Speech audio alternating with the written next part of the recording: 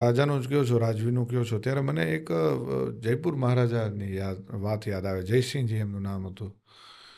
દરેકની plus side હોય, ઘણાની minus side હોય, બધું હોય. એમાંની એક એમની પ્લસ સાઈડ, પોતે ખૂબ ઉદાર હતા, ખૂબ દાતાર હતા. તો ત્યાં ચારણ કવિરાજ હતા. એણે કવિરાજે કીધું કે તું લોભિયો છો એમ. અને ખૂબ ઉગ્ર હતા પોતે, એમ ખૂબ તામસી મગજ હતું એમનું, એવું કહેવાય છે. તો ત્યાં તો તલવારો નીકળી ગઈ, મિયાનમાંથી છૂટી થઈ ગઈ કે આજ ચારણનું માથું ઉતારી લેવાનું થશે. એટલે મહારાજાએ ધીરે ધીરે કે ચારણ કહે છે ને તો હું લોભિયો હોઈશ, ભલે હું છું નહીં, પણ કહે છે કવિરાજ તો મારામાં કોઈક ગુણ એવો હશે કે હું એમાં લોભિયો હોઈશ. એટલે કીધું કવિરાજ હું કેવી રીતે લોભિયો, આપ કહો તો ખરા. જો રાજા એને જ કહેવાય કે તાત્કાલિક કોઈ પણ નિર્ણય ન લઈ લે, તરત નિર્ણય લઈ લ્યો તો એ ખોટું કહેવાય, પણ ધીરજથી નિર્ણય લેવો જોઈએ. એક દુહો છે, આછા પહેરે લુગડા અને વાતું કરે અજબ. આછા પહેરે લુગડા અને વાતું કરે અજબ, ઓલા રાજાના મન રીઝવવા ગોલા કરે ગજબ.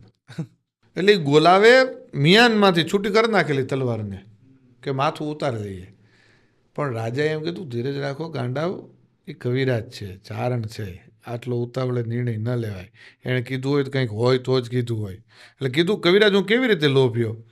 એટલે પછી કવિત કીધું ઝુંડન કે ઝુંડ રીપુ વિત હિ વિતુંડ દિયે મુંડન કી માલિકા દિયે ત્રિપુરારી કો ગામ દિયે કામ દિયે અનેક આરામ દિયે ઓર સબ દામ દિયે જગતી જીવ ધારીકુ.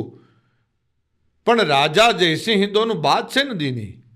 એ જયસિંહજી તમે બધું જ દીધું, તમે જે કામ માગવાવાળા આવ્યા એને કામ દીધું, ગામ દીધા, લાખ પસાવ દીધા, કરોડ પસાવ દીધા, તમે બધું દીધું, પણ બે વાતમાં તમે લોભિયા છો.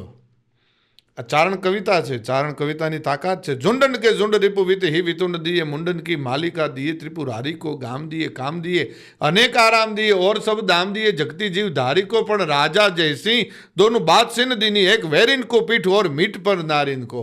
એક તે બે વાતમાં તું લોભ્યો છો. એક તું કોઈ દિવસ રણ મેદાનમાંથી પીઠ દેખાડીને ભાગ્યો નહીં, એમાં તું લોભ્યો છો. અને એક કોઈ દિવસ તે બેન દીકરીની સામે કુદ્રષ્ટિ ન કરી, એમાં તું લોભ્યો છો. રાજા જયસિંહે તેડી લીધો ચારણને. વાહ વાહ, આમાં તો લોભીઓ હોવું સારી બાબત છે.